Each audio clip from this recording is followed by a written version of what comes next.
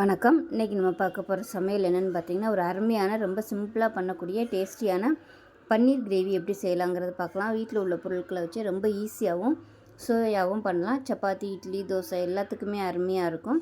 எப்பயும் போல் பண்ணாமல் கொஞ்சம் வித்தியாசமாக இது மாதிரி பன்னீர் கிரேவி செய்யுங்க, சூப்பராக இருக்கும். ஸோ வாங்க இந்த அருமையான பன்னீர் கிரேவி எப்படி செய்யலாங்கிறத பார்க்கலாம். இப்போ ஒரு மிக்ஸி ஜார் எடுத்துக்கலாம். இதில் 6 சின்ன வெங்காயம் சேர்த்துக்கலாம், 4 பல் பூண்டு, ஒரு சின்ன துண்டு இஞ்சி சேர்த்துக்கலாம். இது கூடவே 5 முந்திரி பருப்பு சேர்த்துக்கலாம். இதை நல்லா நைஸாக அரைச்சிட்டு வந்துட்டு பார்க்கலாம்.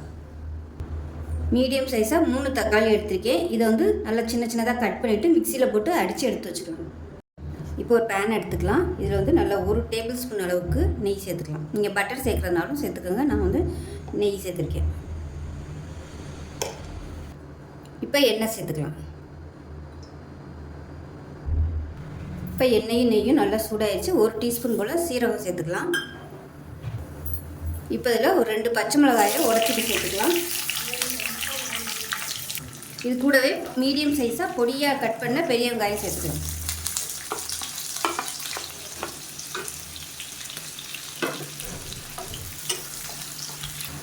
உப்பு சேர்த்துக்கலாம். வெங்காயம் ஓரளவுக்கு வதங்கிடுச்சு நல்லா ப்ரௌன் கலரில். இதுக்கப்புறமா அரைச்சி வச்சுருக்க இஞ்சி பூண்டு பேஸ்ட்டு, முந்திரி பருப்பு இதெல்லாம் சேர்த்துக்கலாம். நெய் சேர்த்து நல்லா பச்சை வாசனை போக வதக்கிக்கலாம். இப்போ இஞ்சி பூண்டு பேஸ்ட்டு நல்லா வதங்கிடுச்சு. எல்லாமே எண்ணெயில் நல்லா அப்படியே பொரிய ஆரம்பிச்சிருச்சு பாருங்கள். இந்த ஸ்டேஜில் 1.5 டேபிள் ஸ்பூன் கடலை மாவு சேர்த்துக்கலாம். கடலை மாவு சேர்த்தோம்னா நல்ல ஃப்ளேவராகவும் இருக்கும், டேஸ்ட்டும் நல்லாயிருக்கும். இதை எண்ணெயில் நல்லா வதக்கி விட்டுக்கலாம். நல்லா ஒரு திக்னஸ் கொடுக்கும் கிரேவிக்கு. இப்போ கடலை மாவு சேர்த்து வதக்கியாச்சு. இப்போ இதில் 1 டேபிள் ஸ்பூன் தனியாத்தூள் சேர்த்துக்கலாம், மல்லித்தூள் 1.5 டேபிள் ஸ்பூன் மிளகாத்தூள் சேர்த்துக்கலாம். இதில் கொஞ்சமாக மஞ்சத்தூள் சேர்த்துக்கலாம். இதையும் சேர்த்து நல்லா வதக்கிக்கலாம். நல்லா எண்ணெய் பிரிஞ்சு வரணும். ஏன்னா நம்ம கடலை மாவு சேர்த்துருக்கனால நல்லா வதக்கணும், இல்லைன்னா உங்களுக்கு அந்த பச்சை ஸ்மெல் அடிக்கும். அடுப்போது நல்லா மீடியத்தில் வச்சுக்கிட்டு பச்சை வாசனை போக வதக்கிக்கலாம். தனியாத்தூள் மிளகாத்தூள்லாம் சீக்கிரமாகவே வதங்கிடும். அதனால தான் கடலை மாவு போட்டு ஒரு 2 நிமிஷம் நல்லா வதக்கி விட்டுட்டு அதுக்கப்புறமா மிளகாத்தூள் தனியாத்தூள் சேர்த்திங்கன்னா கரெக்டாக வரும். உங்களுக்கு எல்லாத்தையுமே மொத்தமாக ஒரே அடியாக சேர்த்திங்கன்னா கடலை மாவு வறுபடுறதுக்கு நேரம் ஆகும், பச்சைத்தன்மை போகிறதுக்கு.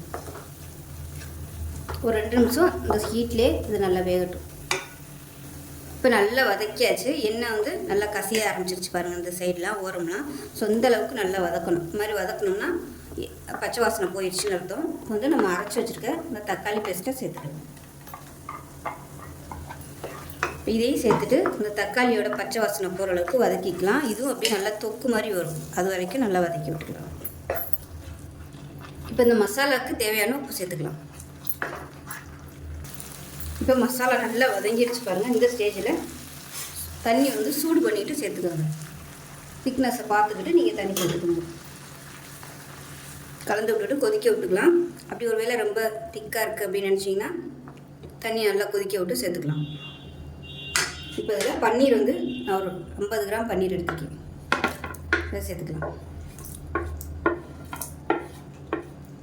பன்னீர் வறுக்கணும்னு அவசியம் இல்லை. உங்களுக்கு வறுத்தா தான் பிடிக்கும்னா நீங்கள் வறுத்துக்கலாம். வறுத்துட்டு தனியாக இதில் சேர்த்துக்கோங்க. நல்லா கலந்து விட்டுட்டு கஸ்தூரி மெத்தி 1 டேபிள் ஸ்பூன் நல்லா பொடி பண்ணிவிட்டு சேர்த்துக்கோங்க. எல்லாம் கலந்து விட்டுட்டு உப்பு செக் பண்ணி பார்த்துக்கோங்க.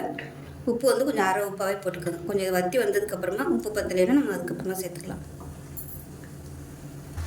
இப்போ இது நல்லா கொஞ்சம் கொதிக்க ஆரம்பிச்சிருச்சு, சூடு ஏறி. இப்போ இந்த ஸ்டேஜில் அடுப்பு நல்லா குறைச்சி வச்சுக்கோங்க.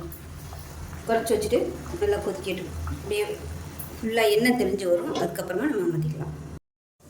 இப்போ எப்படி இருக்குன்னு பார்க்கலாம். பாருங்கள், சூப்பராக வந்துருச்சு. நம்ம ஊற்றின எண்ணெய் எல்லாமே அப்படியே வெளியே வந்துருச்சு. இந்த மாதிரி வெளியே வந்துருச்சுன்னா மசாலா எல்லாமே நல்லா குக் ஆகிடுச்சின்னு அர்த்தம். அதனால தான் எப்பயுமே இந்த மாதிரி எண்ணெய் பிரிஞ்சு வர அளவுக்கு வதக்கணும்னு சொல்கிறது. இப்போ நமக்கு சூப்பராக ரெடி ஆகிடுச்சு. இது இட்லி, தோசை, சப்பாத்தி எல்லாத்துக்கூடையுமே சாப்பிடலாம். நான் இன்றைக்கி தோசையோடு தான் வச்சு சாப்பிட போகிறேன். ஸோ டேஸ்ட் நல்லா அட்டகாசமாக இருக்கும். கஸ்தூரி மெத்தி போட்டிருக்கிறதுனால நம்ம பன்னீர் பட்டர் மசாலா சாப்பிட்டா எப்படி இருக்குமோ அதே டேஸ்ட்லேயே தான் இருக்கும். ஸோ செஞ்சு பாருங்கள், ரொம்ப சிம்பிளான ஒரு ரெசிபி. செஞ்சு பார்த்துட்டு எப்படி வந்துச்சுங்கிறத சொல்லுங்கள். வீடியோ பிடிச்சிச்சின்னா லைக் பண்ணுங்கள், கமெண்ட் பண்ணுங்கள், சேனலை சப்ஸ்கிரைப் பண்ணுங்கள், பக்கத்தில் உள்ள பெல் பட்டனையும் ப்ரெஸ் பண்ணுங்கள். நன்றி.